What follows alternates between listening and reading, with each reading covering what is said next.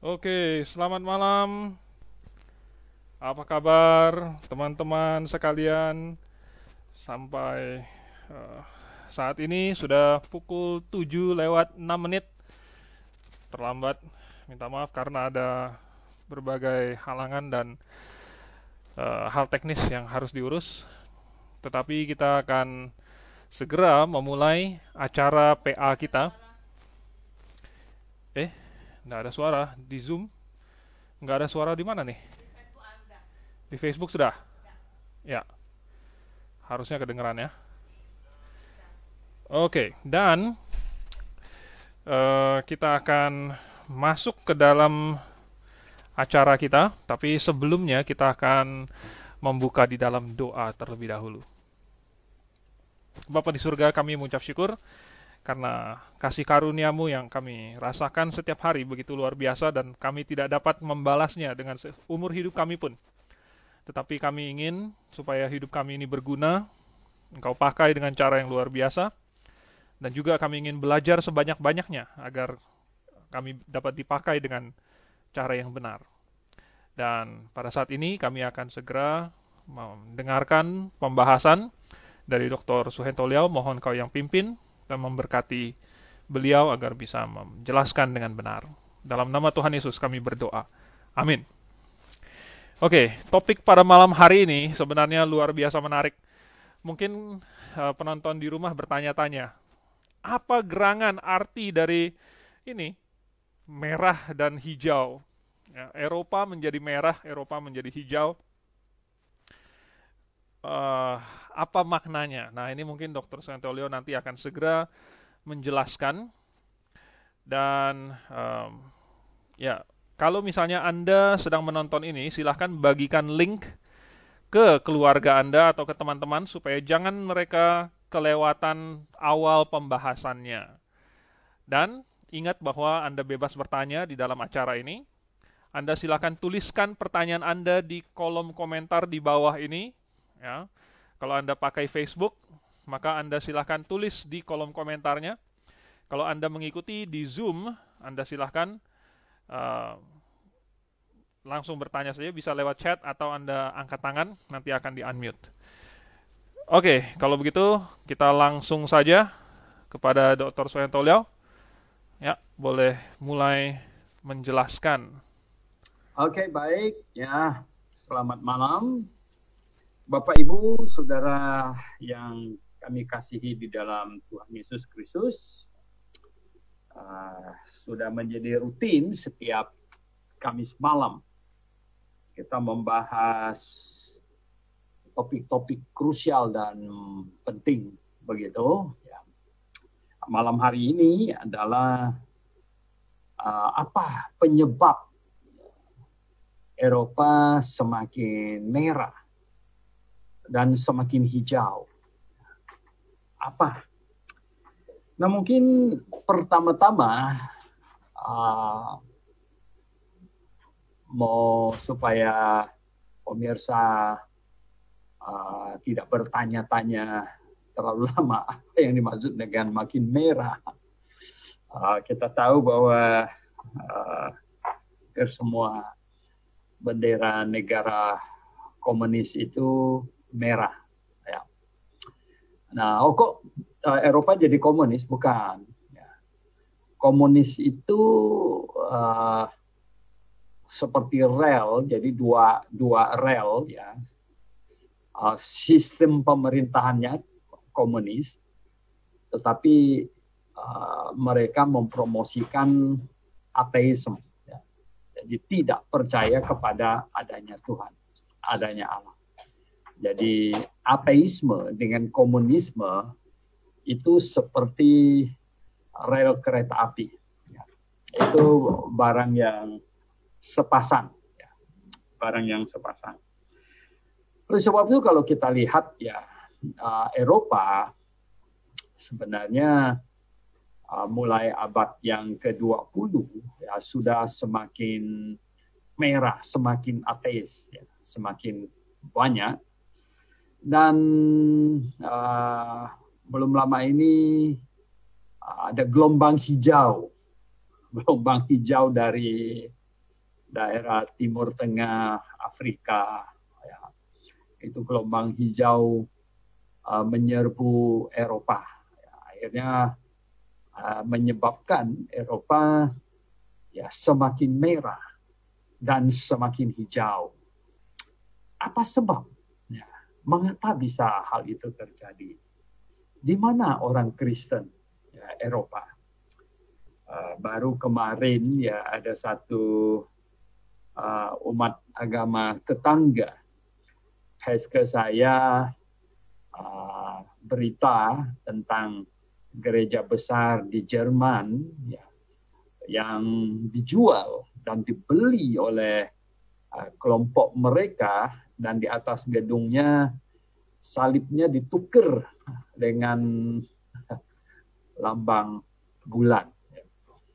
Nah, pemirsa yang saya kasih dalam Tuhan Yesus Kristus, pertanyaannya mengapa?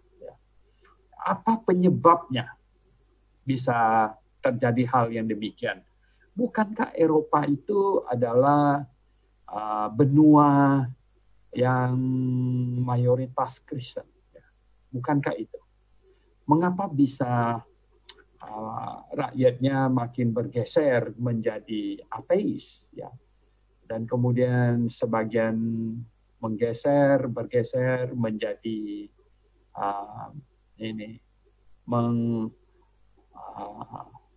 menjunjung bendera hijau.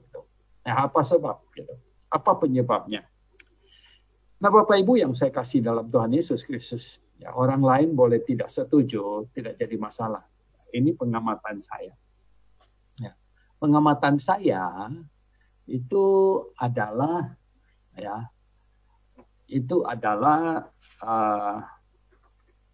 sejak awal, artinya banyak abad yang lalu ya, sangat awal sekali. Sebenarnya kekristenan di Eropa dihancurkan oleh iblis dengan dua kesalahan besar. Yaitu apa? Yang pertama adalah bergabungnya gereja dengan negara. Jadi gereja dan negara bersatu. Nah, jadi ketika negara dan gereja menjadi satu, maka itu sama dengan ya Petrus Paulus kerjasama sama Herodes dan Pilatus. Bagaimana ya? Ya, baik sekali kalau Herodes dan Pilatus itu bertobat gitu. Tetapi jikalau Herodes dan Pilatus tidak bertobat ya, dan mereka diajak untuk memberitakan Injil dan kemudian ikut urus gereja, ini sudah pasti kacau balau. Ini sudah pasti hancur gitu. Jadi ini salah satu penyebabnya. Ini sebenarnya penyebab utama.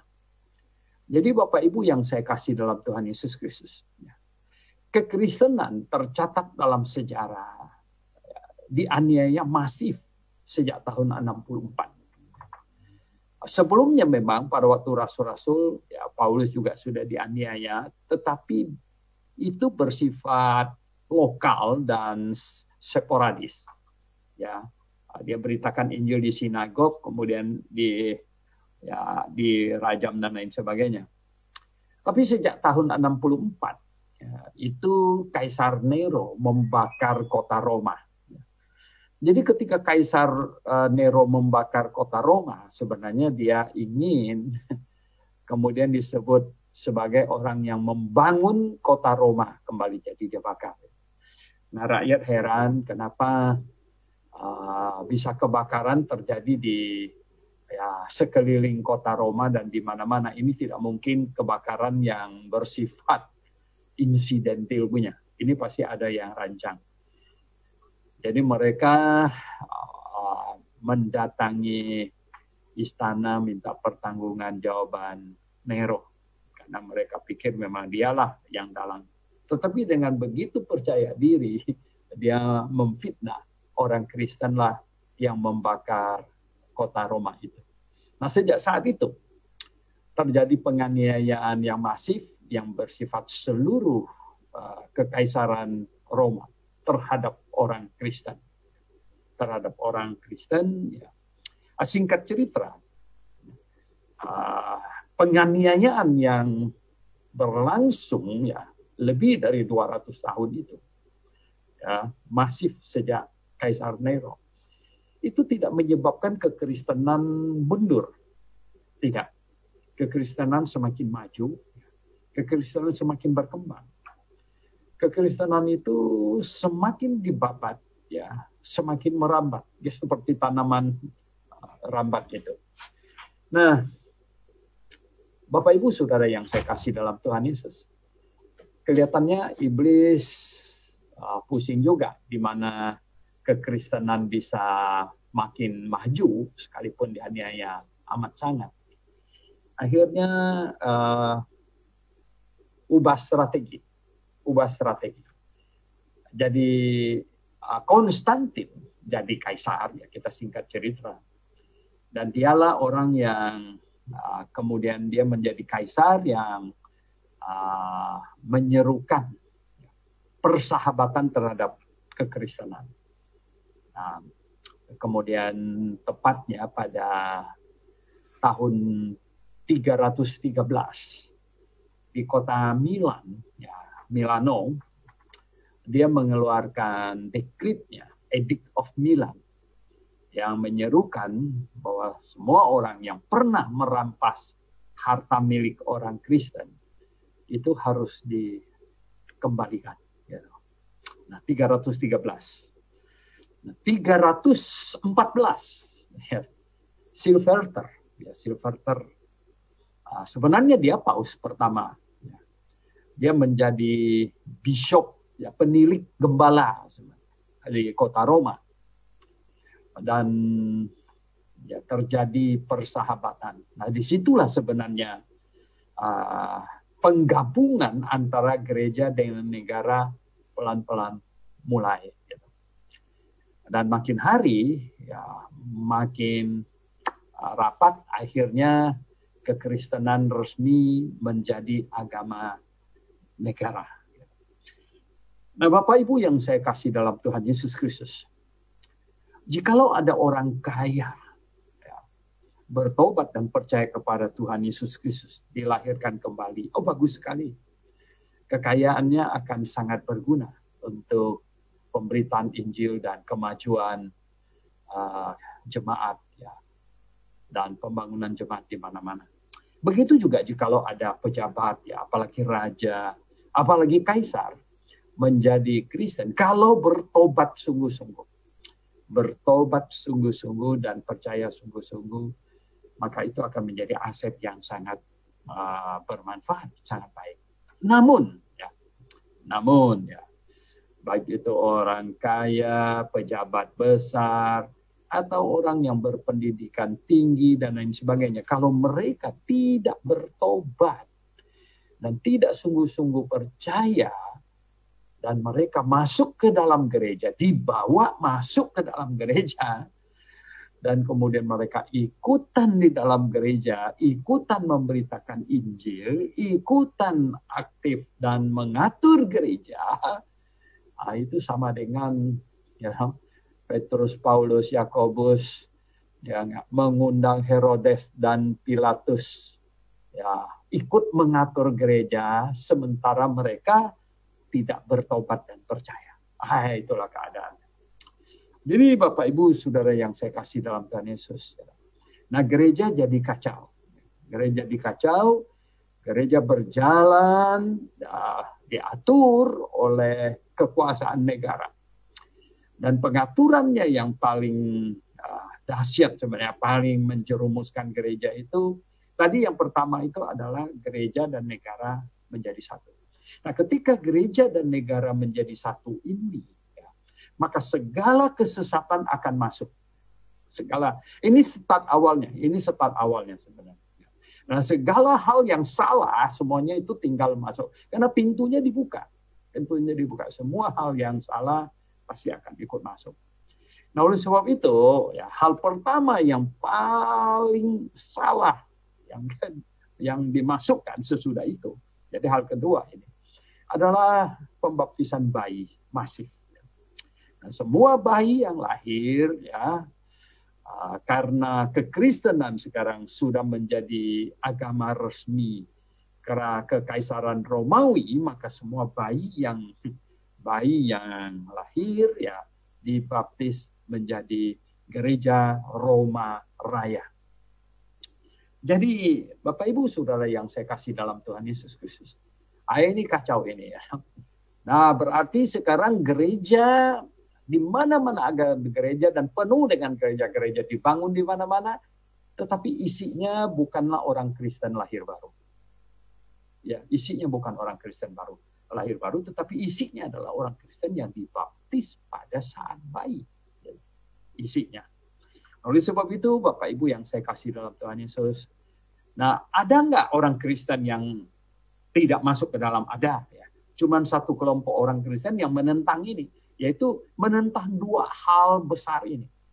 Menentang penggabungan gereja dengan negara dan menentang baptisan bayi. Nah, semua ini. Ya. Jadi penentangan akan dua hal yang sangat-sangat salah menurut mereka. Di antara mereka adalah kelompok misalnya Montanos, ya, kelompok Donatis, ya, kemudian kelompok Paulician, ya, kelompok Waldensis. Ya, mereka-mereka ini akhirnya disebut bidat. Oleh apa? Oleh pencatat sejarah, oleh pemenang sebenarnya. Ya, disebut bidat. Dan kepada mereka dituduhkan berbagai pengajaran yang ya, oleh gereja yang di permukaan disebut bidat. Ya, di antaranya adalah bahwa mereka membaptis ulang orang yang mau gabung kepada mereka dari gereja Roma Raya ini, yang dibaptis sejak bayi. Kalau mau gabung ke mereka, maka dibaptis ulang. Nah, kata baptis ulang ini, bahasa Yunaninya itu ulang itu ana itu artinya ulang. Jadi anabaptis. Ya, mereka akhirnya disebut kelompok anabaptis. Nah, Bapak Ibu yang saya kasih dalam Tuhan Yesus. Ya. Nah, kelompok anabaptis inilah kelompok yang dituduh bidat dan dikejar. Dan kalau tertangkap, mereka biasanya dibakar, ya, dimatikan begitu. Jadi betapa mereka sembunyi. Berapa banyak mereka sebenarnya? Oh, tidak bisa tahu. Kenapa? Ya karena mereka tersembunyi gitu ya. Ya jelas tidak ada yang tahu sebenarnya mereka ada berapa banyak. Yang jelas mereka menentang gereja resmi milik negara yang membaptis bayi. Itu mereka menentang itu. Nah, mereka ini disebut kelompok Anabaptis. Wah, mereka ya lebih dari 1000 tahun bertahan ya, di bawah tanah. Berapa banyak di antara mereka yang tertangkap dan sudah dibakar, dimatikan, ditenggelamkan dan sebagainya, tak terhitung jumlahnya. Nah, oleh sebab itu, Bapak Ibu yang saya kasih dalam Tuhan Yesus Kristus. Kemudian, ya, setelah cukup lama, ya, sampai abad pertengahan milenium kedua, sebenarnya sebelum Martin Luther 1517, ada banyak yang sudah protes, ya, sudah ada banyak yang protes. Tapi semuanya itu berakhir di tiang bakaran. Salah satu yang hebat itu sebenarnya John Wycliffe. Ya. John Wycliffe itu saya ada ini bukunya di sini ya, saya ada di situ. Dia luar biasa. Ya, dia tuh rektor dari Oxford University. John Wycliffe. Dia menerjemahkan Alkitab ke dalam bahasa Inggris, ya, dan dia mempersembahkan itu hasil terjemahannya kepada Raja Inggris. Gitu.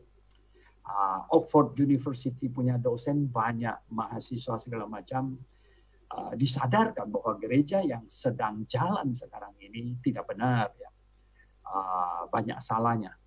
Dan Alkitab bahasa Inggris dia terjemahkan, dia orang pintar sekali, tapi sudah tua sekali. Dan pada waktu itu ya kepausan di Roma mengultimatum Raja Inggris supaya datang ya ke Roma ya, untuk ya menyatakan kesetiaannya. Kalau tidak ya maka waktu itu ya, Paus siap untuk mengerahkan Eropa, ya, Perancis, Portugis, ya, Jerman, semuanya untuk nyerbu Inggris. Raja Inggris cepat ya pergi ke Roma untuk menyembah kepada paus itu. Dan kemudian pulang ya, dan disuruh untuk membersihkan Oxford University. Membersihkan Oxford University, semua orang yang menjadi pengikut John Wycliffe ditangkap, dibakar, ya, dibunuh. Banyak dosen dan mahasiswa semuanya. Nah, John Wycliffe-nya sendiri sudah mati karena dia sudah tua.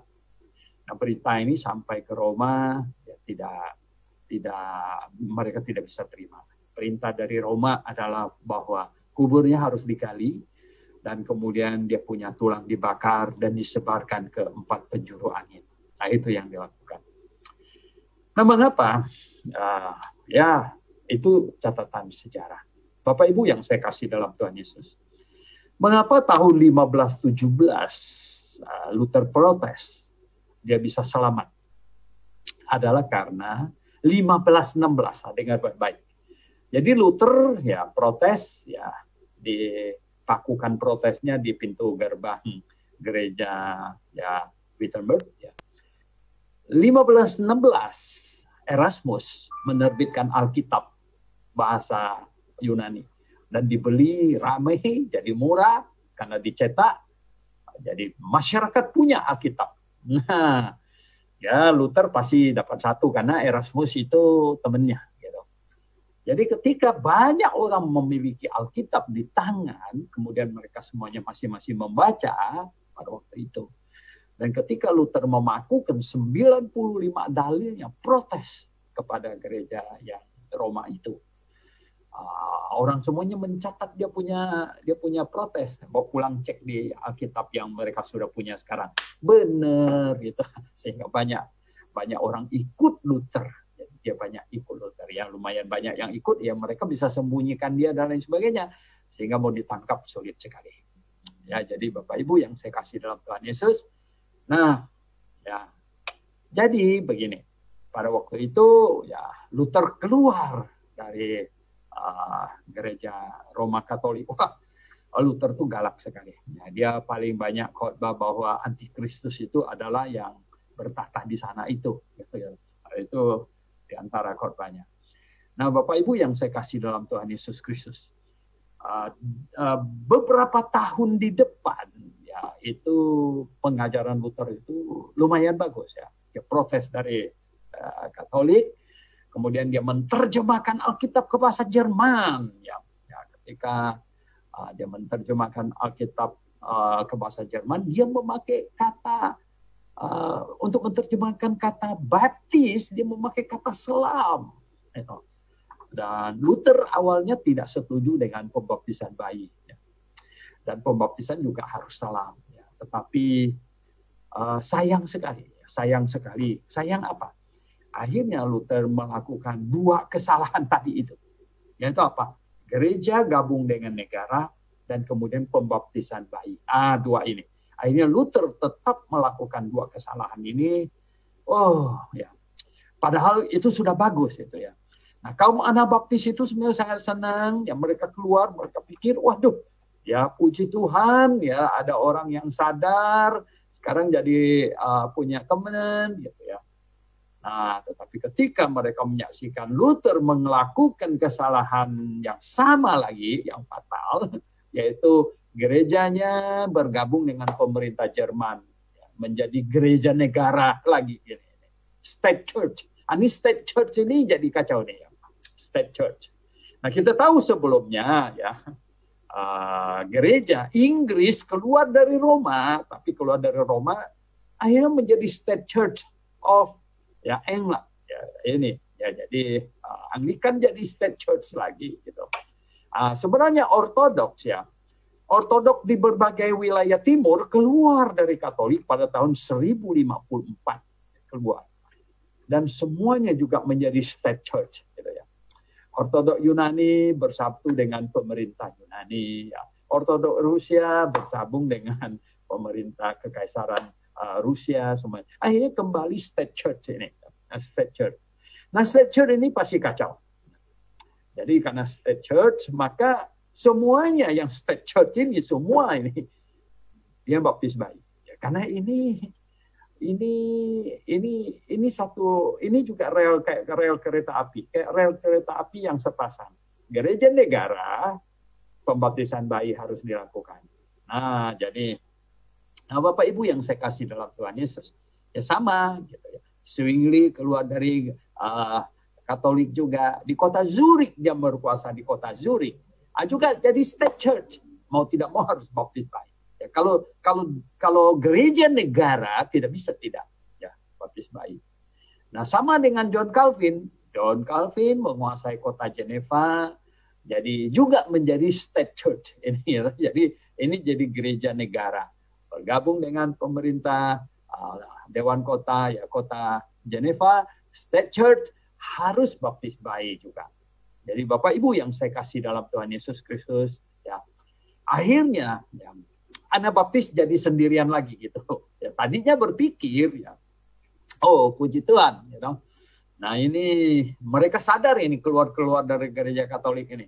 Tetapi ketika mereka keluar dari gereja Katolik ya, you know, mereka gagal melihat, gagal menyadari, gagal melihat bahwa state church ini masalahnya, bahwa gereja dengan negara digabungkan ini ya, ini this is the problem. Ya, ini persoalannya di sini. Ya, akhirnya mereka tetap melakukan pembaptisan bayi, ini yang jadi persoalan.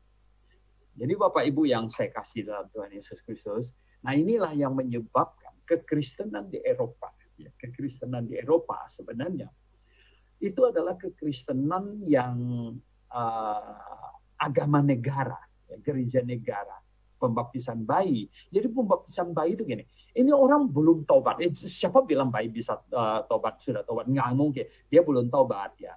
Jadi dia belum tobat, ya dibaptis jadikan dia Kristen. Biarkan dia bertumbuh besar gitu. Ya, kalau dia sudah besar, dia ada ketertarikan terhadap perkara rohani, kemudian ya mengenal Tuhan Yesus. Kebanyakan dia tidak. Kenapa? Dia sudah jadi Kristen. Dan ini menyebabkan gereja ya penuh dengan orang-orang yang di dalamnya menyebut diri Kristen tapi tidak lahir baru. Dan ya hasilnya apa? Gereja persis yang sebenarnya Tuhan Yesus umpamakan 5 gadis bodoh itu membawa pelita kosong yang nggak ada minyaknya. Gitu, ya. Jadi itu cuma hiasan cakep saja gitu. Penuh dengan pernak-pernik, penuh dengan upacara ritualnya, jubahnya yang jubahnya yang cakep, topinya apa dengan rumbai-rumbainya segala macam. Itu ini pelita kosong yang tidak ada minyaknya gitu. Tidak ada minyaknya sama sekali. Nah, kondisi yang demikian ini berjalan. Ditambah lagi faktor ketiga. Jadi ini state church ya. Pembaptisan bayi. Faktor yang ketiga lagi apa? Ya, alasan yang ketiga penyebab ini kekristenan benua Eropa semakin merah, semakin ateis dan semakin hijau adalah state church, pembaptisan bayi, kemudian ini teologi yang salah. Sebenarnya teologi yang salah inilah yang menyebabkan state church, gitu.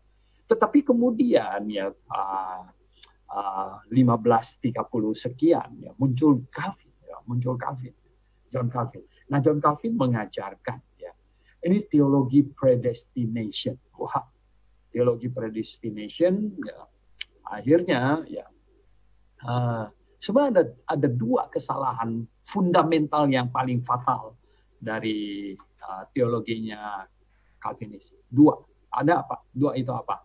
Yaitu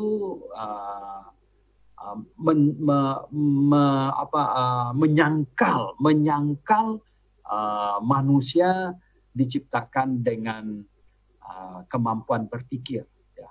Kemampuan berpikir dan kehendak bebas. Ini mereka sangkal, ya mereka tidak ada katanya yang manusia berkehendak bebas itu. Nah, jadi aneh gitu. Kalau manusia tidak diberi kehendak bebas, tapi dituntut bertanggung jawab, ini memang kontradiksi jadinya. Dan kemudian mereka, ya, karena apa? Dia meninggikan ya, kedaulatan Allah, meninggikan kedaulatan Allah. Dan yang parah lagi adalah menafsirkan bahwa manusia jatuh ke dalam dosa total depraved, ya, total depravity. Ini ambruk total, hancur total. Ya. Nah, hancur total ini setotal-totalnya. Saya sangat amat heran. You know. Jadi makanya katanya manusia tidak bisa merespon Injil. Berarti yang memerintahkan beritakan Injil kepada manusia itu lumayan ini agak bodoh begitu. Ya kenapa orang yang nggak bisa respon disuruh beritakan Injil kepadanya? Jadi kan kacau gitu dong. Nah akhirnya mereka harus menyimpulkan bahwa yang mati itu dihidupkan dulu kembali, dilahirkan baru dulu, baru bisa dengar Injil. Ini kacau-kacau semuanya. Kusut gitu, luar biasa gitu, ya, kusutnya. Nah, akhirnya mereka tidak bisa memahami berbagai hal ya, kondisi bayi kalau mati masuk surga atau tidak, terus orang yang idiot ya segala macam, yang Down syndrome. Nah, kita tanya kepada Calvinis bagaimana dengan keselamatan, jalan keselamatan untuk orang perjanjian lama segala macam, agak kacau. Yang paling fatal dari teologi itu adalah mereka terpaksa harus menyimpulkan bahwa Adam jatuh dosa pun Allah yang tetapkan, bahkan semua dosa di muka bumi ini Allah yang tetapkan.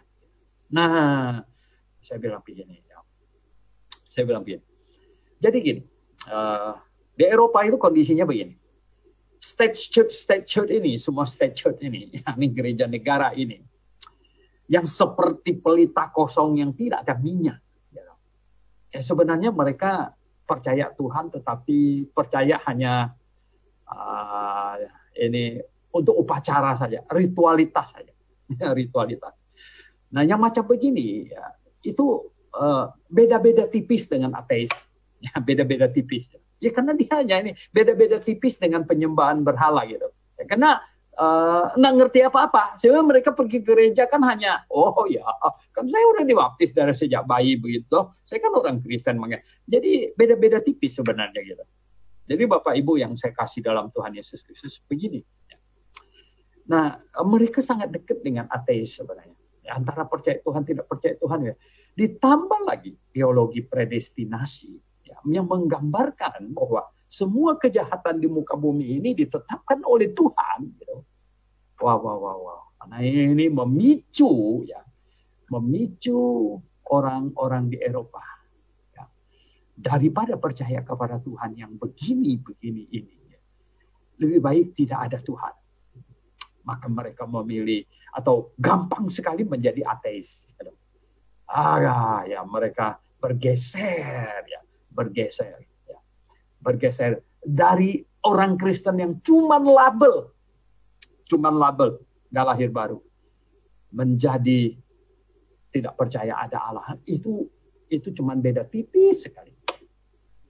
Terlebih lagi dengan teologi ya, yang menyimpulkan bahwa semua kejahatan bersumber dari Allah sendiri dan Adam jatuh dalam dosa itu Allah yang tetapkan, maka tidak heran ya, bahwa kalau ateis tumbuh subur sekali di Eropa, tumbuh subur. Nah, Bapak Ibu yang saya kasih dalam Tuhan Yesus Kristus, ya, akhirnya, ya, ketika gelombang hijau ya, datang dari Timur Tengah dan Afrika, ya, menghempas pantai Eropa, maka ya, mereka yang tidak mempunyai pegangan apa-apa di sana, tidak punya pegangan apa-apa, ya, tidak lahir baru, ateis, ya, pergi ke gereja hanya formalitas, pelita kosong yang tidak ada minyak. Nah ini ya, tinggal baca 2 kalimat, cukup. Ya. Maka ya, dia menjadi berubah warna. Bunglon yang warnanya biru menjadi hijau. menjadi merah. Nah, jadi itulah situasinya di Eropa. Oleh sebab itu, Bapak Ibu yang saya kasih dalam Tuhan Yesus Kristus, saya sebenarnya berharap begini, Bapak Ibu sekalian. Ya. Kalau Anda yang kebetulan nonton ini, ya, sungguh-sungguh ingin mencari kebenaran, sungguh-sungguh ingin mencari kebenaran, saya mengajak Anda berpikir. Saya mengajak Anda berpikir. Benar nggak apa yang saya sampaikan tadi? Ketika gereja menyatu dengan negara, apa yang terjadi? Ya, ketika Petrus, Paulus, Yohanes mengajak Pilatus, Herodes, sama-sama ngelola gereja, memberitakan Injil. Kira-kira apa yang terjadi? Dan kemudian ketika semua bayi dibaptis secara masif, semuanya, apa yang terjadi? Dan ketika teologi yang menyalahkan Tuhan atas semua kejadian di muka bumi ini, semua dosa, Tuhan yang salah, kira-kira hasilnya akan kemana? Bapak Ibu yang saya kasih dalam Tuhan Yesus, mari saya mengajak Bapak Ibu untuk berpikir jernih. Mau bertanya? Silakan. Oke, jadi kalau misalnya Anda sudah mengikuti pemaparan tadi cukup panjang, dan Dr. Soentolio memulai dari sejarah gereja yang cukup awal di Eropa, wah luar biasa seru sekali ya. Nah, tetapi ini menimbulkan rasa penasaran lagi nih. Rasa penasaran. Karena tadi Dr. Soentolio menyinggung bahwa ini karena awalnya menggabungkan negara dengan gereja. Padahal ini kelihatannya kan sesuatu yang sangat menguntungkan, innocent, ya kan? Kalau misalnya di gereja yang terpisah-pisah, terpecah-pecah ini kalau digabungkan di bawah suatu organisasi, kalau misalnya finansialnya disatukan, kalau misalnya ada payung hukum yang melindungi, ya kan? Kalau misalnya ada perwakilannya di pemerintahan, bukankah itu orang pikir kan, wah bagus gitu kan. Nah, apa yang kita lihat sekarang terjadi di Indonesia, itu kan ada lembaga, ya, bahkan ada partai politik yang berusaha untuk merangkul gereja-gereja sebanyak mungkin, denominasi, lalu ditaruh di dalam satu wadah gitu. Ya. Nah, ini menurut Dr. Soentolio bagaimana? Ya, kembali sebenarnya kita mesti tahu yang Tuhan mau dari sifat gereja. Tuhan pernah mendirikan teokrasi di zaman Perjanjian Lama. Dari Musa, sebenarnya sampai Tuhan Yesus, sampai Yohanes Pembaptis. Tuhan mendirikan teokrasi. Tetapi sejak Tuhan Yesus ditolak oleh bangsa Yahudi, ya, maka Tuhan tidak memakai kerajaan, Tuhan tidak memakai pemerintah, teokrasi dibubarkan. Nah, ini yang tidak difahami oleh pendiri-pendiri state church itu, termasuk John Calvin. Tidak paham akan hal ini. Zwingli tidak paham. Maka itu mereka menggabungkan gerejanya dengan. Jadi Tuhan mau ya antara pemerintahan sipil dunia dengan gereja terpisah. Jadi pemerintah sipil sebagai hamba Allah, Roma pasal 13, ya, dalam hal mengelola kehidupan manusia. Sedangkan jemaat Tuhan mau tugasnya memberitakan Injil, dan menyelamatkan manusia secara rohani. Nah, ini harus terpisah, gitu. Harus terpisah. Dan iblis selalu mau menggabungkannya supaya dia bisa memakai kekuasaan raja, kaisar segala macam untuk mengatur, mengoverrule gereja. Nah, ini yang terjadi sebenarnya. Nah, oleh sebab itu ya, orang Kristen harus sangat paham. Ya, tidak boleh. Ya, gereja tidak boleh menyodorkan diri untuk diatur oleh negara. Untuk diatur. Loh, bagaimana gereja itu tidak memerlukan apapun juga, karena gereja itu jemaat itu adalah orang yang berkumpul.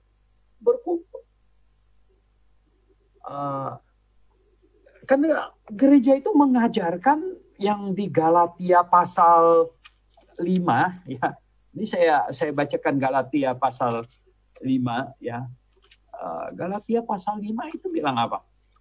Itu ayat 22 ya. Ini, tetapi buah roh ialah kasih, sukacita, damai sejahtera, kesabaran, kemurahan, kebaikan, kesetiaan, kelemah lembutan, penguasaan diri. Ini kalimat berikutnya penting. Tidak ada hukum yang menentang hal-hal itu. Hukum yang waras. Nah, jadi kalau gereja tidak dimanfaatkan oleh iblis untuk memihak kepada agama yang dia dirikan, saya berkata demikian, gereja, pemerintah dunia tidak perlu urusan gereja. Karena gereja mengajarkan hal yang ini, yang tidak ada hukumnya. Ya, tidak ada. Begitu. Nah, oleh sebab itu, ya, nah gereja juga tidak perlu urus pemerintah. Tidak perlu. Gereja punya tugas hanya beritakan Injil dan mengajarkan kebenaran. Ya, bahkan gereja menolong pemerintah yang yang masuk akal gitu.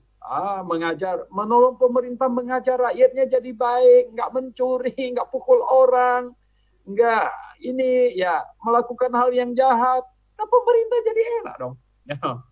Ya kan? Ini artinya pemimpin gereja membantu pemerintah untuk membuat rakyat jadi baik gitu. Rakyat jadi baik.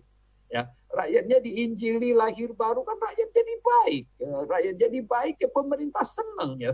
Bayar pajak yang rajin, yang jujur, ya rakyat jadi baik gitu.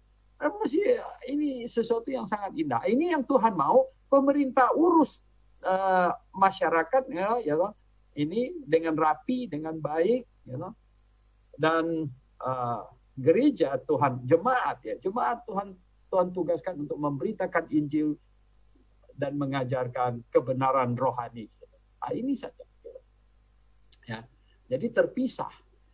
Dengan demikian maka gereja baru bisa benar gitu, sepanjang zaman. Oke, lalu kalau misalnya gereja dan negara itu harus dipisah, apa bedanya dengan teokrasi dulu? Kan teokrasi dulu itu anggota negara atau warga negara itu harusnya sama dengan umat Tuhan, begitu. Ya, jadi kalau teokrasi itu kan sebenarnya yang memerintah itu Tuhan. Teokrasi itu. Jadi karena yang memerintah itu Tuhan, ya, jadi gini, ya, menentang Tuhan sama dengan menentang pemimpin negara. Jadi mana-mana pun juga kalau menentang Tuhan sama dengan menentang negara. Kalau menentang negara diapakan? Ya ditumpas gitu. Begitu. Ya.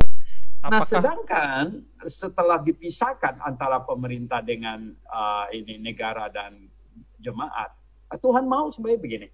Sebenarnya ini hebat ini ya. Karena begini, Tuhan mengizinkan manusia menentang dia. Nanti Tuhan akan urus orang yang menentang dia. Tidak perlu negara urus gitu. Nah, kalau orang menentang negara, negara urus gitu. Membuat pemberontakan terhadap negara, negara urus, tumpas.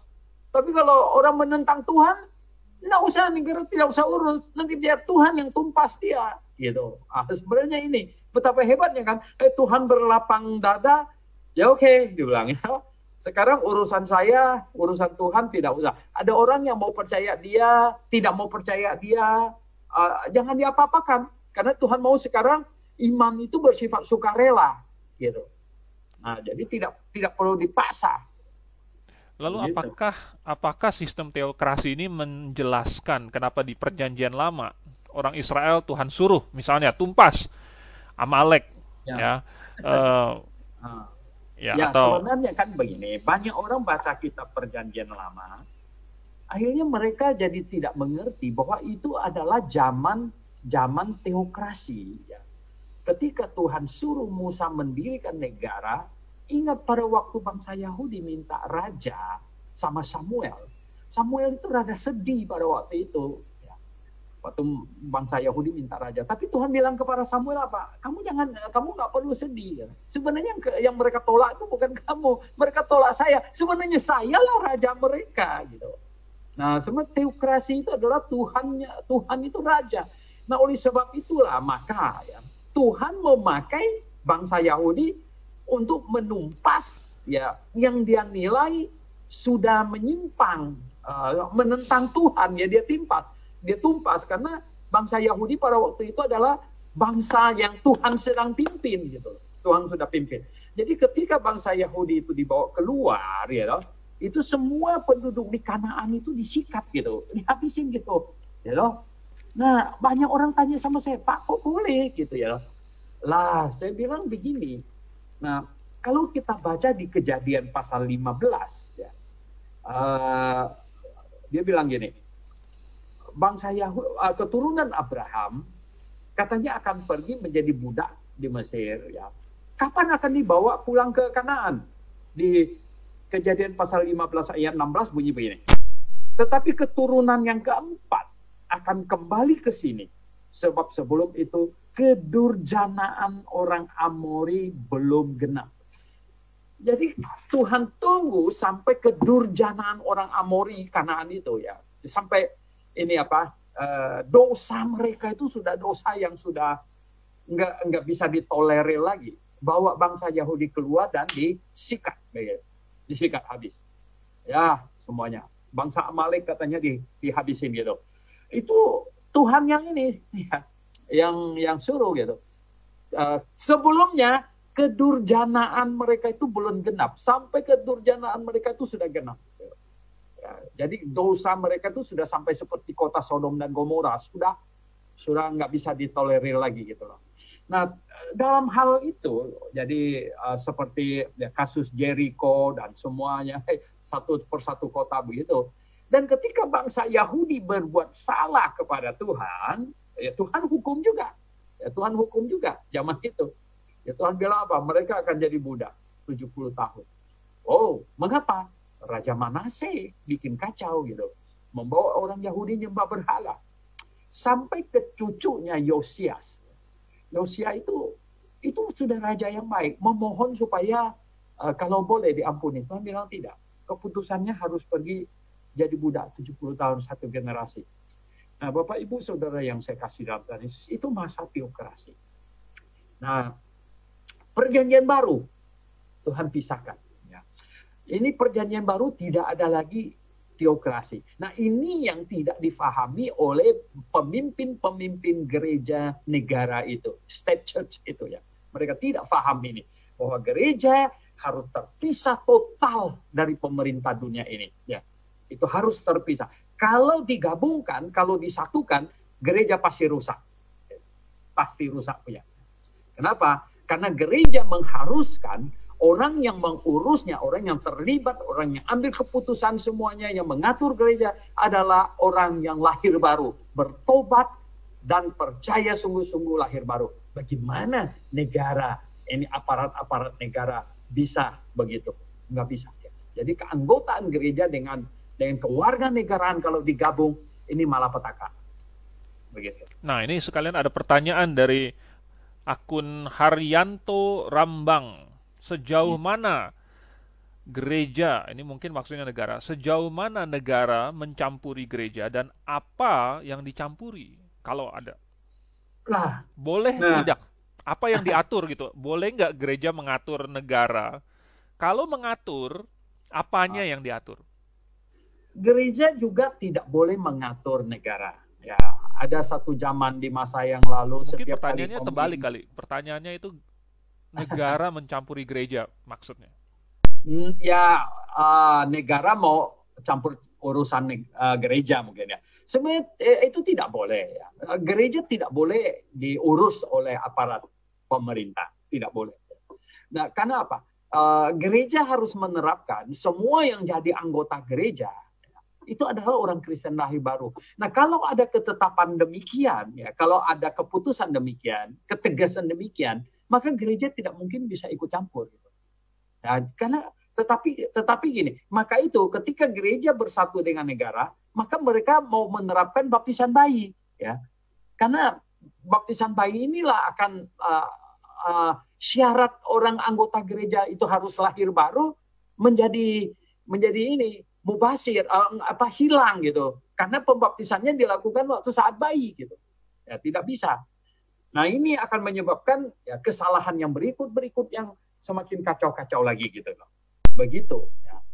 Nah lalu, jadi gimana? Lalu misalnya kalau nih ya, ini kan akhir-akhir ini beberapa tahun belakangan ini terbit peraturan menteri lah, peraturan presiden lah dan lain sebagainya yang mengatur bahwa misalnya untuk membangun gedung itu perlu tanda tangan inilah itulah. Nah, itu boleh atau tidak? Ya, makanya kita berkata ya, itu gereja tidak perlu atur, negara tidak boleh atur gereja. Ya. Dan gereja tidak boleh atur negara. Gitu. Ini dua hal yang terpisah. Ya. Nah, tetapi orang Kristen itu bisa double. Orang Kristen itu gini, saya anggota gereja, ya saya mengatur gereja. Tapi saya warga negara, ya saya boleh ikut pemilu lah, apalah, jadi calon inilah, ya legislatif lah, apa eksekutif mau jadi bupati lah, sampai dari RT sampai apa.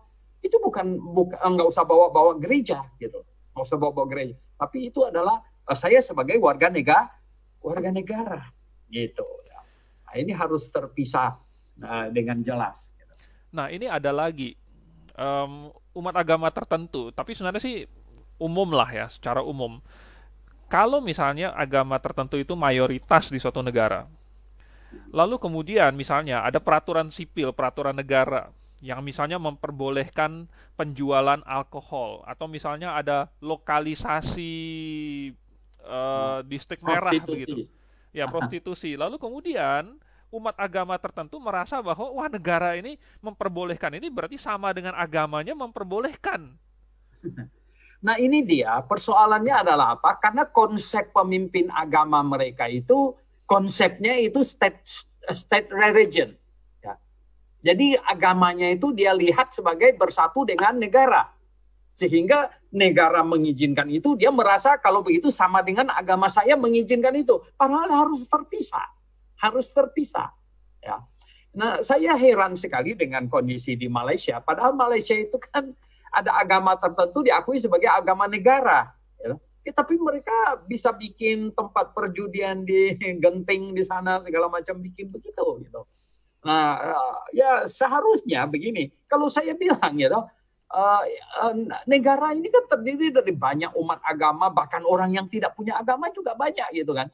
Karena ada agama yang tertentu yang tidak ambil pusing orang berjudi dan lain sebagainya. Ya udah kalau di satu pulau 1000 di sana dibuat tempat perjudian, ya orang yang agamanya bilang nggak boleh judi punya jangan pergi gitu ya. Yang orang yang agamanya bilang boleh judi punya ya dia pergi aja ke situ ya. Itu kan nggak ada masalah sebenarnya gitu ya. Nah, kalau pemimpin agama mau ya pemimpin gereja, kalau kita di sini bicara pemimpin gereja, kita punya tanggung jawab itu adalah apa? Pemimpin gereja harus melihat begini. Saya menginjil. Ini orang bertobat percaya Tuhan Yesus dan jadi anggota jemaat saya. Nah, inilah yang saya urus gitu loh. Ya. 200 orang yang jadi anggota jemaat inilah yang saya urus. Inilah yang saya ajar, inilah yang saya jaga supaya mereka jangan mabuk, supaya mereka jangan pergi ke prostitusi segala macam. Nah, orang lain yang bukan anggota jemaat saya, nah itu kan urusan dia gitu, ya. Nah, seharusnya begitu gitu. Nah, Mungkin kalau ada orang lain, ya paling-paling dia belum jadi anggota jemaat saya coba nginjilin dia. Nah, kalau dia menginjil dia, kalau dia bertobat, kemudian dia jadi anggota jemaat saya, ada baru saya urus dia. Seharusnya begitu, gitu. Nah, ini bingung ini, loh. Nah, bahkan gini loh, banyak gereja itu tidak jelas sekarang anggotanya itu berapa orang dan lain sebagainya. Mereka tidak jelas. Mengapa? Kalau saya lihat begini, karena banyak pemimpin gereja, sebenarnya mereka bukan punya hati ingin memimpin gereja, ingin memimpin jemaatnya dengan baik, segala. Bukan. Mereka bikin acara seramai mungkin, ya loh, supaya apa? Uang persembahannya sebanyak mungkin, gitu. No, itu bukan begitu. Makanya gini, kalau orang punya hati, ya pemimpin gereja yang punya hati ingin supaya gerejanya baik, gitu, jemaatnya yang terkumpul terdidik dengan baik, itu tidak bisa terlalu banyak, begitu. Ya. Nah, kalau kamu kumpulkan sebanyak-banyak mungkin 2.000 orang, gitu ya, sebenarnya dia tidak ada keinginan untuk mengayomi jemaatnya, ya mendidik mereka, melihat mereka, mengajar mereka supaya mereka makin mengenal Tuhan, hidup makin baik. Bukan. Ya. Kalau itu yang jadi tujuan mereka, jemaat nggak bisa terlalu banyak sekali, gitu. Karena kalau terlalu banyak nggak mungkin bisa dihandle. Jadi target mereka itu apa? Kalau saya bilang motivasi sejak awal dia start, ya udah cari hotel yang agak enak begitu, ya bikin acara persembahan dijalankan, khotbah persepuluhan melulu begitu. Ya nanti dihitung kira-kira sewa tempat dengan uang masuk segala macam. Oh, surplus masih banyak, jalan terus. Itu kan tujuannya bikin apa gitu. Nah, di situ persoalannya ya. Makanya mereka nggak pusing gitu. Ya oke. Mungkin ada nggak masalah gitu ya kalau misalnya pemimpin negaranya atau pembuat peraturannya atau pemegang kebijakannya itu misalnya dia kan agama tertentu lalu kemudian ada fatwa gitu ya kan berarti dia juga berada di bawah fatwa nih. Jadi dia harus melakukan apa yang difatwakan kalau nggak dia menentang kiainya Ya. gitu. Ya memang karena begini ya. Iblis berusaha memakai kuasa pemerintah, memakai kuasa negara, karena sangat efektif gitu. Ya, karena iblis tahu makanya begini ya. Zaman di mana kaisar, raja, sultan segala macam berkuasa, iblis selalu memegang raja, memegang sultan. Di Eropa itu sejarah sudah membuktikan berapa banyak orang yang dibakar hirup-hirup atas keputusan raja segala macam. Contohnya saja gitu ya. Servetus dibakar di kota Geneva karena menentang pengajaran Calvin. Pengikut Calvin sekarang bilang apa? Oh, bukan Calvin yang bakar dia, itu keputusan Dewan Kota.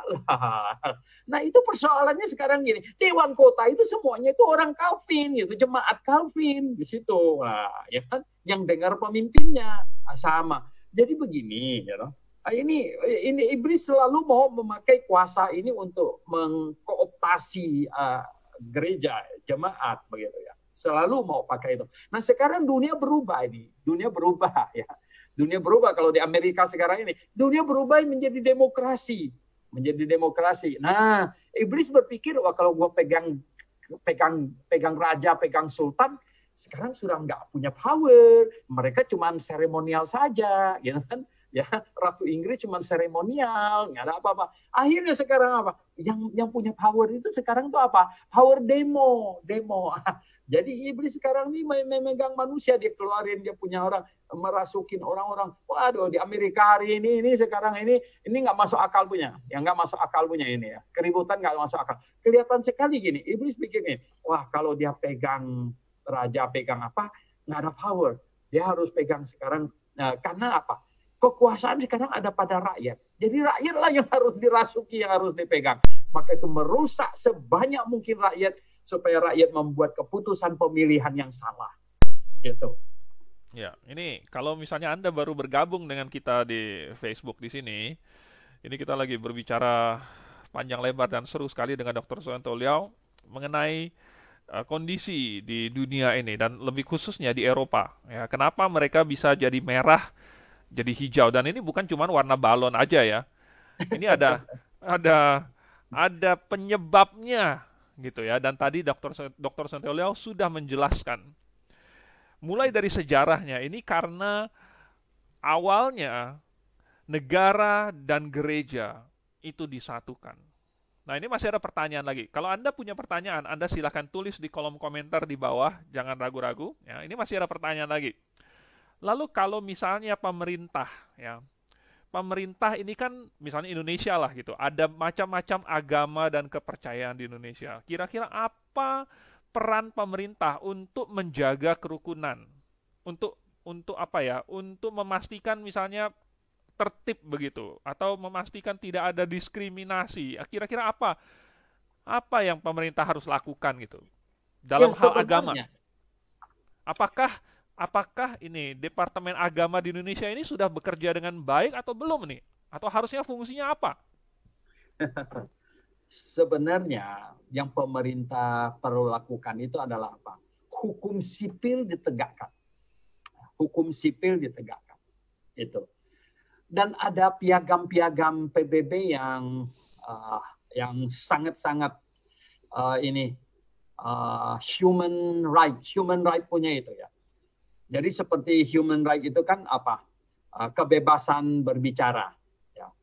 Tidak ada orang yang dihukum karena dia omong saja. Omong itu belum salah. Ya, marah-marah orang segala macam itu belum salah. Ini jadi freedom of speech, freedom of religion. Nah, ini kebebasan beragama. Ini freedom ini human right punya, human right. Artinya nih, kalau ini dihilangkan, dia jadi binatang. Ya. Ini karena kalau dia betul-betul manusia, dia harus punya hak itu. Nah, ini begitu ya. Ini human right. Ini pemerintah harus menjaga human right ini dengan baik. Barulah manusia ini jadi terhormat. Manusia terhormat. Nah, kemudian menjaga ini semua warga negara sama aturan hukum yang antar manusia. Ya kalau curi ambil barang orang ya tetap harus dihukum ya. Bunuh orang dihukum gitu. Ya semuanya. Jadi ini yang ini. Nah, jadi pemerintah tidak perlu campur urusan kamu ini pelaksanaan agamanya nyembah izin nggak ada. Kok nyembah perlu izin bagaimana? Kalau saya nyembah pen ini kan kalau saya nyembah pen ini salah apa saya menyembah pen ini? Gitu. Saya bangun pagi-pagi menyembah pen ini saya salah apa? Ya nggak? Apa pemerintah perlu tindak saya menyembah pen gitu? Ya tidak ada keperluan gitu. Paling-paling bodoh ya. Kenapa mau nyembah pen gitu ya? Udah jelas pen ini untuk tulis kok disembah gitu ya. Ya udah paling begitu. Nah, kalau saya ajak orang lain juga pada mau juga ikut saya nyembah pen ini. Apa salahnya? Mereka juga cukup bodoh juga gitu. Nah, pemerintah ikut campur tangan kalau saya mulai pukul orang, saya tusuk orang pakai pen ini. Ternyata matanya jadi buta gara-gara saya tusuk. Nah, saya dilaporkan. Wah, gitu. Jadi saya bukan kesalahan saya ditangkap polisi di sidang bukan karena menyembah pen ini. Karena saya pakai pen ini tusuk mata orang buta. Begitu. Ini jadi harus tahu apa yang diurus oleh negara, apa yang tidak. Gitu. Ya, jadi kalau urusan penyembahan, urusan hati itu urusan manusia gitu dengan Tuhan. Jadi hukum sipilnya yang harus adil, harus benar, maka harusnya di antara umat beragama ini rukun-rukun aja begitu ya? Ya, artinya begini ya, tidak ada orang yang ini perlu marah ya, bertindak anarkis gitu, jikalau hanya masih dalam batas berbicara. Gitu. Nah, lalu kalau misalnya ada bertindak yang kekerasan atau kejahatan, ya polisi akan bertindak dan tangkap dia dan disidang. Jadi bukan dituduh masalah yang berkaitan dengan agama sebenarnya. Nah ini dia. Kan baru-baru ini beberapa tahun yang lalu ada kasus itu katanya menghina atau apa namanya itu mencemarkan atau ya itulah begitu. Ada kitab suci tertentu yang dihina itu. Nah, itu lalu diurus oleh pemerintah bagaimana tuh? Ya, kalau saya bilang begini ya. Kalau orang menghina Alkitab, saya ketawa saja gitu. Sebab apa atau enggak? Alkitab saya tidak mungkin bisa dihina. Tidak mungkin. Karena dia terhina atau tidak, itu dirinya sendiri.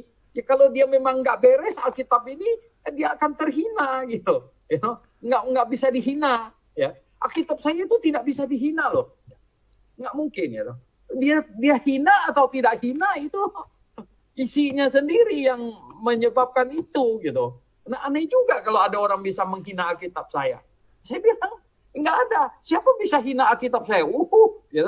Alkitab saya bukan kitab yang hina. Bagaimana dia bisa menghina Alkitab saya? Gitu. Oh dia bakar Alkitab saya. Oh kita pergi tangkap dia karena dia bakar Alkitab. Saya bilang gini, kalau orang mau bakar Alkitab, saya bilang jangan bakar yang punya saya. Kau beli sendiri di toko, mau 100 biji, kau bakar enggak apa-apa. Asal itu yang kau beli gitu. Jangan bakar yang punya saya. Gitu. Ini saya beli punya, kalau kamu bakar punya saya, nanti saya mesti beli lagi, kan repot saya. Tapi kalau kamu beli sendiri Alkitab, kamu bakar di mana gitu, oh ya tuh terserah gitu, kamu boleh bakar aja gitu. Kok Alkitab dihina? Enggak, Alkitab saya tidak mungkin bisa dihina punya. Alkitab saya agung, ya, mulia, benar. Dia sendiri yang sudah membuktikan dirinya begitu. Tidak usah saya yang membela-bela dia gitu. Jadi kita sebagai orang Kristen sudah yakin dengan Alkitab kita. Kita nggak merasa bahwa orang menghina ini Alkitab, kita harus marah begitu ya? Ya tentu. Kalau saya seorang wanita yang sangat cantik gitu. Ya cantik loh, semua orang bilang saya cantik kok. Ya tapi memang faktanya saya cantik. Orang hina-hina saya, muka kamu bopeng. Ya diketawain aja. Aduh gitu. Tapi kalau saya punya muka memang bopeng gitu, dan saya keluar dari salon, ya habis dempul habis begitu, nah orang bilang, mukanya bopeng loh. Ya, itu agak sedikit tersinggung, berasa. Ya. Gitu. Nah ini ada akun Wawan Himawan sekalian bertanya dengan topik ini juga. Selamat malam Pak Suwento, bagaimana dengan pasal penistaan agama yang terjadi di Indonesia? Apakah termasuk negara mengatur agama itu sudah termasuk mengatur belum? Sebenarnya saya pilih topik ini, ya, ini bukan urus-urus negara Indonesia segala macam. Anda dengar ini sebenarnya Anda sendiri sudah harus bisa menilai begitu. Iya. Oke? Oke, jadi pertanyaannya ini seru-seru sekali ya. Kalau Anda masih ada pertanyaan, Anda boleh tulis di kolom komentar di bawah di halaman Facebook. Nah, dan ini kita masih berbicara baru mengenai negara dan ini. Dan apa namanya? Sekarang gereja. tuh masalahnya begini, kita tidak perlu memasalahkan negara mana negara segala. Yang paling penting tuh orang Kristennya harus benar gitu, ya. Jadi orang Kristennya yang harus benar. Anda yang mendengar ini yang harus benar gitu. Ya, harus benar. Sekali lagi Anda harus benar gitu. Konsep kekristenan Anda tuh harus benar gitu. Anda harus dapat melihat bahwa negara dengan gereja itu tidak boleh disatukan gitu. Anda harus sanggup melihat sejarah masa lalu yang merusak kekristenan itu adalah karena gereja disatukan dengan negara. Nah, ini harus sadar dulu gitu. Kita nggak usah urus-urus negara mana negara apa Indonesia lalu agama lain segala macam. No, bukan itu. Orang Kristennya harus benar dulu. Nah, kalau orang Kristennya kacau, nggak bisa ngerti paham pemisahan antara gereja dan negara. Orang Kristennya yang kacau balau gitu ya. Nah, bagaimana kita bisa kasih contoh ya nggak kepada umat agama lain gitu. Begitu. Nah, bagaimana kalau misalnya ada gereja tertentu ya, yang tergoda untuk misalnya minta bantuan pemerintah? Kan ada dananya mungkin, ada anggarannya mungkin. Iya.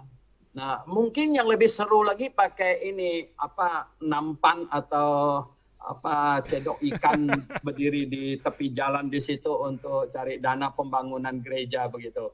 Lebih seru lagi gitu kan. Nah ini sebenarnya ya orang Kristen yang ngerti kebenaran tuh tahu gitu loh. Ya orang Kristen ya, makanya kita bilang gini, gereja itu ya itu masalah utama start awal dirinya sendiri itu harus jelas dulu. Gereja itu kan dari anggota jemaat. Begini loh ya, banyak orang tidak paham bahwa Tuhan mau tuh tiap-tiap jemaat itu rapi gitu loh. Nah kita beda dengan begini ya.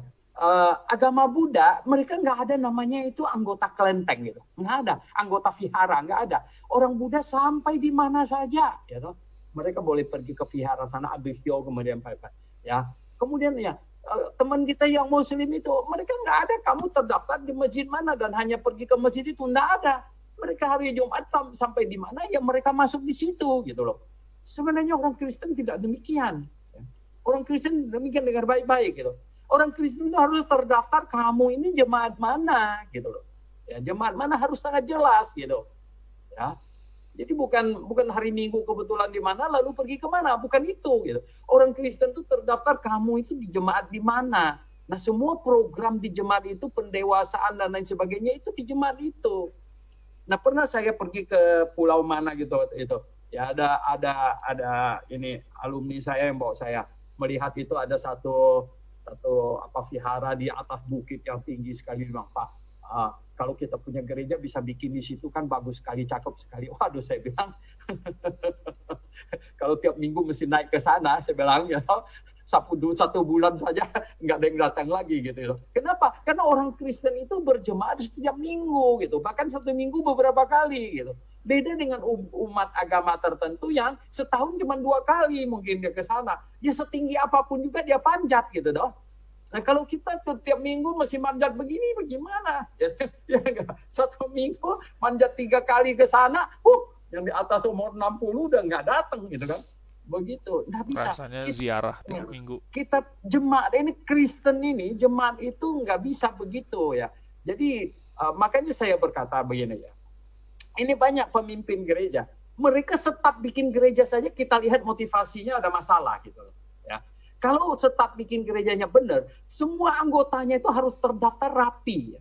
Anggotanya itu dia harus tekankan dia lahir baru gitu. Sungguh-sungguh bertobat lahir baru. Tapi kalau mereka cuma bikin acara, panggil penyanyi, panggil pemimpin, pemain musik, panggil apa, semuanya digaji. Oke, kemudian jalankan kolekte, suruh kasih persepuluhan. Ini tujuan bikin gerejanya apa? Begitu ya. Oke. Nah, ini kan negara yang sekuler nih.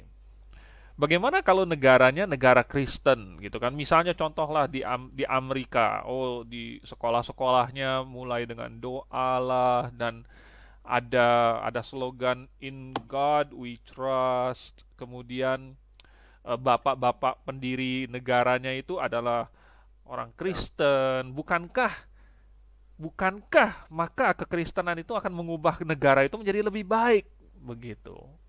Jadi boleh nggak kalau kekristenan ini kan kalau digabungkan sekarang begini ya. Sekarang begini ya. Begini. Orang Kristen, saya di sebuah negara, urusan gereja dengan urusan negara terpisah. Tapi ketika saya menjadi anggota parlemen, ya, saya Kristen, yang lain juga Kristen. Nah, kalau semua anggota parlemennya adalah orang Kristen, mereka bilang, ya, kita mau mulai sidang. Ya, ada yang bilang, oke, bagaimana kita berdoa dulu? Kalau semuanya setuju, itu bukan urusan campur tangan gereja terhadap negara. Itu kan terpisah. Ya loh. Nah, itu sangat terpisah. Itu adalah persetujuan dari orang yang ada di situ semuanya. Ya misalnya kalau gini, gitu, di antara ya 500 orang anggota parlemen, gitu, ya cuman ada 3 misalnya yang agama lain. Dia bilang, kalian mau berdoa? Saya tidak setuju. Oke, itu 3 orang, nggak apa-apa, silakan mungkin keluar dulu ya atau apa, kami doa nanti kamu masuk gitu. Tidak jadi masalah. Ini kan kesepakatan dari mereka gitu.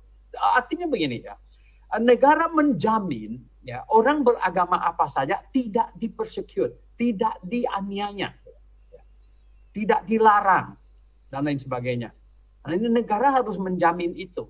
Kita bisa maklum misalnya kalau di satu apa gitu ya umat agama itu dia mayoritas di situ dan mereka berkata mereka mau berdoa dulu. Oke, please.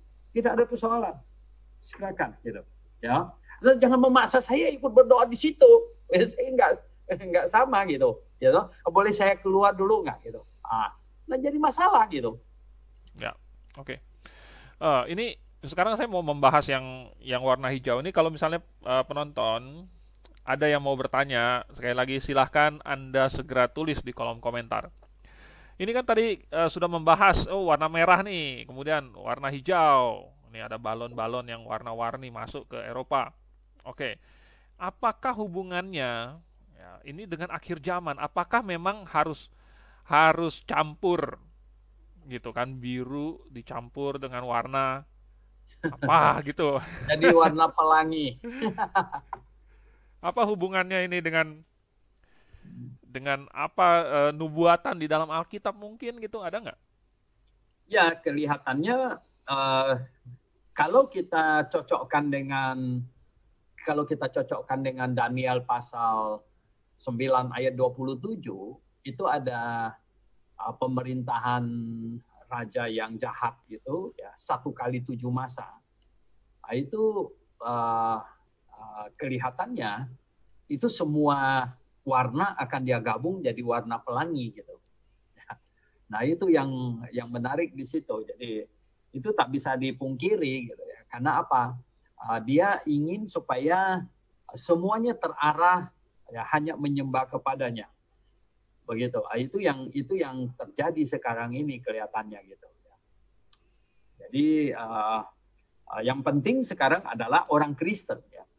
Orang Kristen harus sangat mengerti kebenaran. Orang Kristen harus dapat melihat gereja yang benar itu yang bagaimana. Nah, apa yang kembali lagi kepada topik kita, apa yang menyebabkan kekristenan di Eropa itu kok kayak kayu lempung gitu ya, kita bilang ini bukan kayu belian, kayu yang gampang dirayapin begitu ya. Sekarang ini begitu cepat gitu ya, di Eropa situasinya sedemikian rupa ya. Sekarang sangat-sangat sulit lagi untuk mendapatkan ya gereja yang benar di Eropa. Orang Kristen yang sungguh lahir baru di Eropa sulit sekali untuk didapatkan. Kenapa sulit sekali untuk didapatkan? Yaitu karena tadi itu ya. Kristennya masih banyak. Tapi Kristen yang kalau dibaptis saat bayi, kemudian tidak mengerti apa-apa. Nah, ini kan Kristen yang tidak lahir baru dan Kristen yang tidak mengerti apapun gitu. Nah, ini yang memenuhi benua Eropa ya. Jadi situasinya sudah sedemikian rupa sehingga sulit untuk mendapatkan gereja yang benar dan orang Kristen yang benar. Nah, bahkan gereja baptis di Eropa, gereja baptis di Inggris itu ya, itu grupnya mereka Charles Spurgeon itu ya, itu terpapar oleh virus ya Calvinisme gitu ya. Jadi gereja baptis di Eropa sangat dipengaruhi oleh Calvinisme ya, sehingga lihatlah ya, kalau gereja terpapar oleh Calvinisme itu nggak tahu ya mereka sadar atau tidak. Mengapa kok Tuhan pilihnya makin hari makin sedikit begitu, ya kan? Jadi orang menurun. Ataukah mereka tidak antusias sebenarnya memberitakan Injil? Kenapa tidak antusias memberitakan Injil? Karena mereka tidak yakin bahwa orang kalau diberitakan Injil, kalau dia percaya, gitu, baru diselamatkan gitu. Mereka berdoa, ya kalau mereka beritakan Injil, orang yang nggak percaya dia bilang, ini orang yang nggak Tuhan pilih, kok Tuhan nggak pilih, punya ini reprobat ini, gitu. Jadi ini kacau gitu. Nah, yang ini menyebabkan jumlahnya pasti makin sedikit. Gitu. Itu bahkan gereja baptis saja sudah macam begitu di Eropa. Ya. Ini menyedihkan sekali memang. Jadi penggabungan negara dengan gereja, kemudian pembaptisan bayi, kemudian teologi yang kacau, yang tidak alkitabiah. Nah, ini tiga faktor inilah yang telah menyumbang, telah merusak ya gereja di Eropa, sehingga benua itu makin hari makin merah dan makin hari makin hijau. Gitu. Jadi kena virus ini kan apa? Sistem kekebalan tubuhnya berkurang nih. Ya. Jadi masuk kurang. Iya. Sehingga datang virus hijau gitu. Nanti malah orang-orangnya merasa wah ini justru pengajaran yang lebih baik gitu kan. Ya, itu Malahan dia. berbalik lagi, malah yang hijau ini lebih Iya, lebih apa lebih beramal, iya, apa wanitanya lebih tunduk begitu kan, iya, pakaiannya lebih sopan. iya. Ya karena mereka melihat yang Kristen tanda petik yang nggak lahir baru itu ya hampir tidak berpakaian, ya kan? Kacau begitu ya kan. Wah, ini ya ini kehidupannya kacau sekali gitu kan. Nah, ini menyebabkan uh, penilaian penilaian ini feedback gitu ya. Umpan baliknya gitu. Oh, wah, ini lebih bagus gitu. Ini lebih bagus gitu. Ya kan? Nah, ini yang terjadi sebenarnya di Eropa. Dan ini sekarang ini sedang melanda Amerika amat sangat juga ya. Ya, melanda Amerika karena uh, situasi kalau kita lihat kalau tadi saya bilang itu dulu iblis berusaha keras mempengaruhi raja, ratu, sultan. Nah sekarang ya iblis tahu bahwa raja, ratu segala macam itu tidak punya wewenang apapun juga. Yang punya wewenang itu justru masyarakat. Nah, makanya dia lalu berusaha untuk mempengaruhi masyarakat sebanyak mungkin. Itu yang Lalu terjadi. ini kan di Eropa ini sudah mulai banyak yang hijau yang muncul di mana-mana, bahkan jadi mayor dari kota London lah dan lain sebagainya, imigrannya begitu banyak. Menurut tapi banyak ledakan gitu ya, banyak meledak di mana-mana gara-gara Hmm. hijau-hijau ini gitu kan. Ini apa menurut Dokter Saito Liao ini bisa nggak sih yang hijau ini sebenarnya menginvasi dan mengalahkan yang biru ini gitu? Bisa nggak?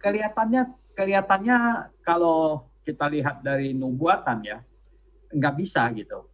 Karena begini ya, menurut Alberto Rivera, ini menurut Alberto Rivera, ya, ini bukan menurut saya, menurut Alberto Rivera, ya, itu yang warna hijau itu semuanya sebenarnya itu adalah proyek dari kota besar Roma itu Mungkin yang diperkenalkan Alberto Rivera ini siapa ini? Alberto Rivera ini adalah imam Jesuit yang akhirnya bertobat dan diselamatkan ya dan dia menulis cukup banyak buku ya Chick Publication gitu kalau yang menerbitkan bukunya itu dia banyak buku dia bilang ini balon hijau itu sebenarnya itu adalah yang ditiup oleh peniup yang dari kota Roma gitu ya cuman lepas kendali dan dia bilang dia pernah melihat catatannya itu bahwa itu proyek sebenarnya yang diadakan itu. Nah oleh sebab itu ya kelihatannya sekarang kan sedang diusahakan untuk ini ya dijinakkan gitu ya. Ini kalau kuda lepas kandang ini kan gimana ya? Aduh ya, udahlah dibiarin sebentar gitu. Nanti akan di ini bagaimana ya tinggal tali lasonya itu nanti dibawa ya, jadi dibawa aja. Sekarang itu kita lihat ini ya, uh, banyak hal sebenarnya sekarang terjadi begini di daerah Timur Tengah ya toh. Yang hijau menjadi putih, kocok-kocok begitu kocok-kocok ya. Jadi terjadi pengocokan gitu, terjadi pengocokan. Yang ini pindah ke sana, yang sana pindah ke sini ya toh. Ya enggak? Karena ada banyak begitu ya toh. Jadi kita lihat wah ya di Indonesia saja sekarang ada banyak gitu ya enggak?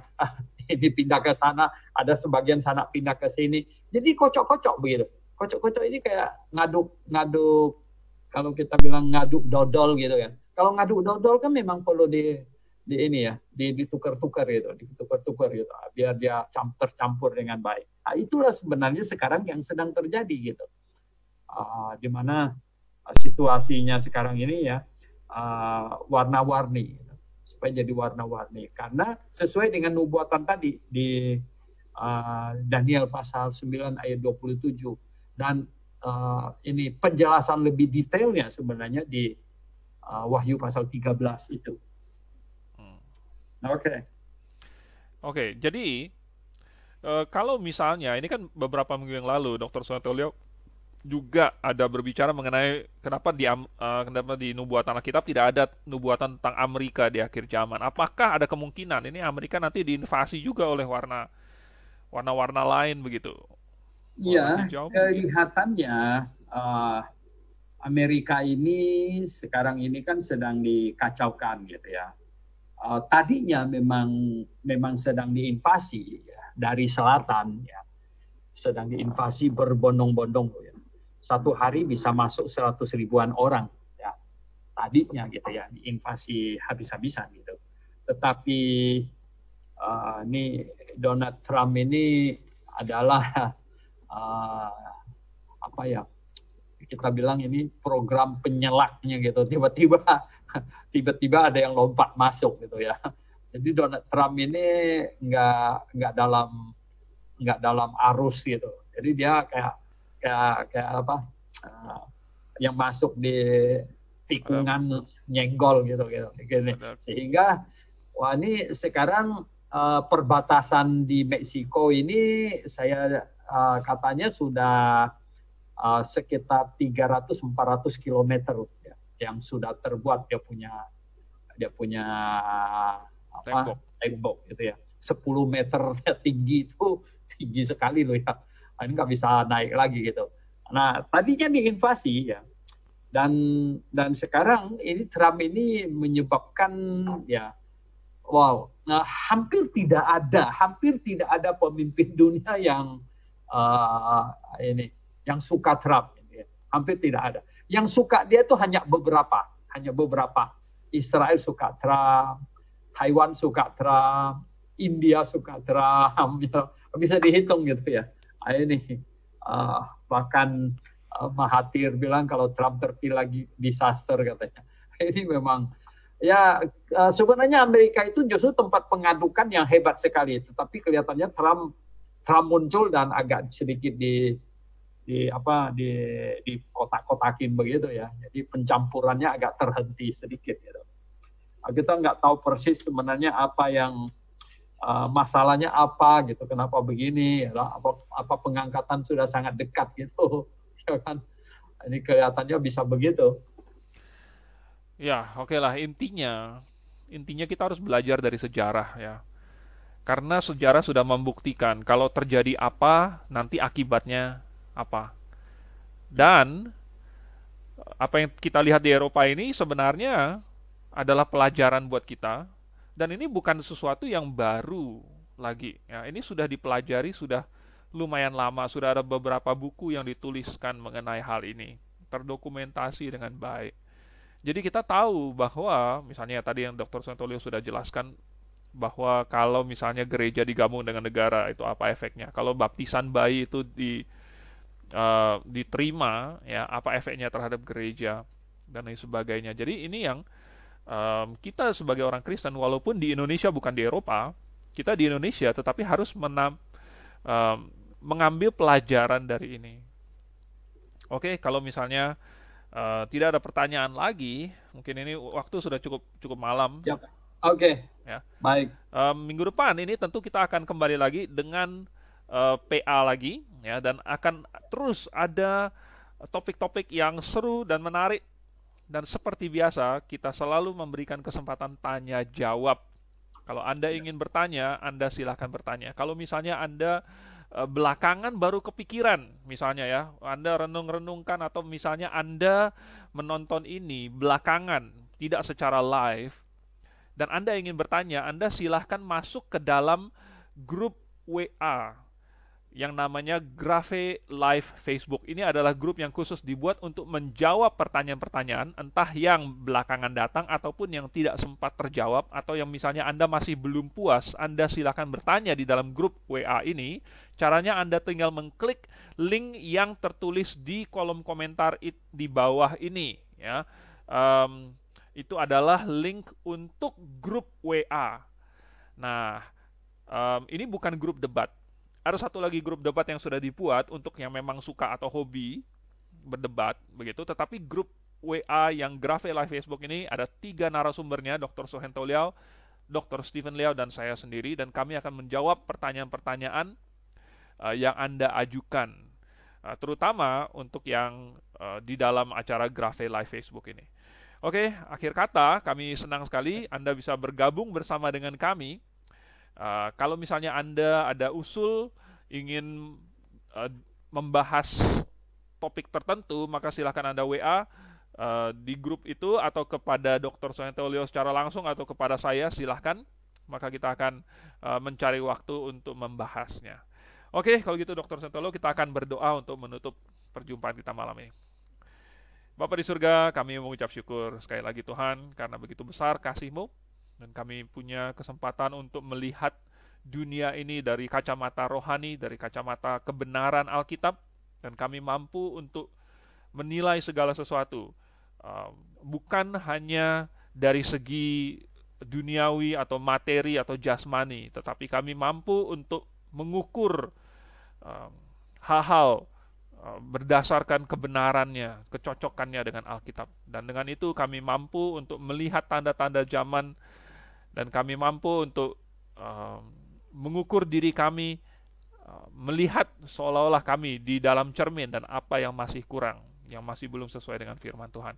Biarlah kami berdoa Tuhan, biarlah orang-orang Kristen di Indonesia yang mendengarkan kebenaran ini, mereka disadarkan, dan mereka mencari kebenaran dan mencari gereja yang benar, supaya mereka tidak menjadi bagian dari orang-orang yang dipakai oleh iblis untuk rencana iblis, melainkan dipakai oleh Tuhan.